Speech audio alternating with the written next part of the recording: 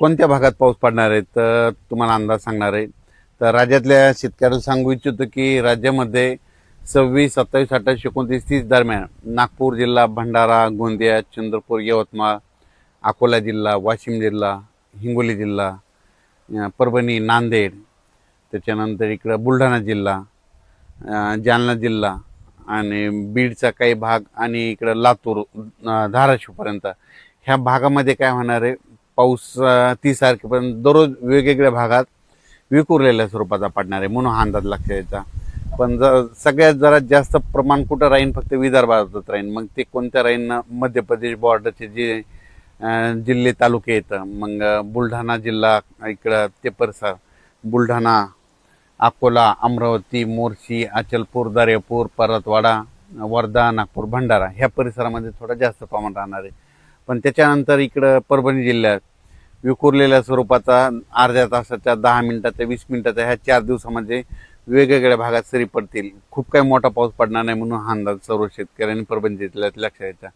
बीड जिल्हा, लातूर जिल्हा, धाराशिव जिल्हा तिकडं देखील खूप काही मोठा राहणार नाही, आता सरीच येतील, अर्ध्या तासाच्या, 10 मिनिटाच्या राहतील म्हणून हे अंदाज लक्षात यायचा। संभाजीनगर जिल्ह्यामध्ये इकडं याच्याकडं फुलंब्री, कन्नड ते सोयगावपर्यंत त्या परिसरामध्ये तुरळक भागात पाऊस असणार आहे म्हणून अंदाज लक्षात यायचा। त्याच्यानंतर ह्या 4 दिवसामध्ये इकडं चाळीसगाव, धुळे, नंदुरबार तिकडं देखील थोड्या सरी येतील म्हणून लक्षात यायचं। आणि इगतपुरी, इगतपुरीकडे पाऊस पडत असल्यामुळे नाशिककडं सरी येत राहतील। कोकणपट्टी, घाटमाथ्यावरचा पाऊस ते जोराचा चालू राहील। कोल्हापूरकडे देखील सरी राहतील। सांगली जिल्ह्यात देखील आपल्या सरी येत राहतील। सोलापूर जिल्ह्यात देखील सरीत राहतील, मोठा काही पाऊस नसणार आहे।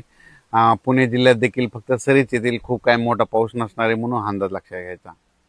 काय झालं तर राज्यात असा सगळीकडे पडणारा, खूप मोठा पडणारा, ओढे नाले वाहणार तसा काही सध्या तरी ह्या ऑगस्टमध्ये पाऊस नाही, फक्त विदर्भात मध्ये आहे। फक्त ते भंडारा, वर्धा, गोंदिया, चंद्रपूर, गडचिरोली, तिकडे यवतमाळ ह्या पट्ट्यामध्ये तिकडंच पाऊस आहे तसा जोराचा। आपल्या इकडल्या भागामध्ये मात्र पूर्व आपलं मराठवाडा, पश्चिम महाराष्ट्र, उत्तर महाराष्ट्र इकडे काही तशा 3 विभागामध्ये जोराचा पाऊस नाही म्हणून हा अंदाज सर्व शेतकऱ्यांना लक्षात घ्यायचा। पंढरपूरला देखील आज पाऊस पडणार आहे म्हणून हा अंदाज लक्षात घ्यायचा। अक्कलकोट, उदगीर, नळदुर्ग, त्याच्यानंतर उमरगा, कंधार, लोहा ह्या पट्ट्यामध्ये देखील आज काय होणार आहे, बऱ्याच भागामध्ये पाऊस पडणार आहे म्हणून हा अंदाज लक्षात घ्यायचा। पालम तालुका, सोनपेठ तालुका, त्याच्यानंतर गंगाखेड, इकडं परळीकड ह्या बऱ्याच भागामध्ये आज काय होणार आहे, पाऊस येणार आहे म्हणून हा अंदाज लक्षात घ्यायचा। हा पाऊस सर्व दूर नाही, पण आज मात्र बऱ्याच भागामध्ये धाराशिव जिल्हा, लातूर जिल्हा, बीड जिल्हा, जालना जिल्हा, त्याच्यानंतर परभणी जिल्हा, नांदेड जिल्हा, त्याच्यानंतर वाशिम जिल्हा, हिंगोली जिल्हा, बुलढाणा जिल्हा, अकोला, अमरावती, बुलढाणा, नागपूर, वर्धा, भंडारा, गोंदिया, चंद्रपूर, यवतमाळ, इकडं उमरेड, त्याच्यानंतर यवतमाळ जिल्हा, त्याच्यानंतर पुसद बऱ्याच भागामध्ये आज काय होणार आहे, पावसाला सुरुवात होणार आहे म्हणून हा अंदाज लक्षात यायचा। खास करून हा 2च दिवसाचा अंदाज मुद्दा म्हणून शेतकऱ्यासाठी दिलेला आहे। त्याच्यानंतर परत पाऊस येणार आहे, पण त्याचा पाऊस आपण उद्याच्या अंदाजात देण्यात येईल। त्याच्यानंतर कोल्हापूरपासून ते राधानगरी तिकडे देखील आज पाऊस चालू राहील। त्याच्यानंतर कोकणपट्टीचा पाऊस चालू राहील। इगतपुरीचा पाऊस सुरूच राहील। इगतपुरीला पाऊस पण जोरात पडत असल्यामुळे नाशिककडे काय होईल, सरी येत राहतील म्हणून हा अंदाज त्यांनी देखील लक्षात द्यायचा। इकडं संगमनेरच्या म्हणजे पश्चिमेकडं त्या अकोले त्या परिसरात सरीच राहतील म्हणून हा अंदाज लक्षात यायचा। म्हणून हा राज्यात आज 21-22 ऑगस्ट 22 आणि 23चा पाऊस सगळीकडे पडणार नाही, फक्त विखुरलेल्या स्वरूपाचा पडणार आहे म्हणून हा अंदाज लक्षात यायचा। कन्नड आणि सिल्लोड त्याच्यामुळे महाराष्ट्रात एवढा जोर धरून पाऊस नाही। मग महाराष्ट्रात जोर धरण्यासाठी तुम्हाला सांगू इच्छितो की मछलीपट्टम आहे, म्हणजे इकडे चेन्नईकडे मछलीपट्टम आहे। त्या मछलीपट्टममध्ये काय होतं, सप्टेंबरमध्ये तिकडे कमी दाबाचे पट्टे तयार झाले, त्यानंतर ते पाऊस काय होतो, तेलंगणाकडे येतो, तेलंगणातून महाराष्ट्राकडे येतो। म्हणून मग महाराष्ट्रात जर पाऊस चांगला पडायचा असेल तर इकडं मछलीपट्टम, इकडं तेलंगणामध्ये कमी दाबाचा पट्टा होणं गरजेचं आहे।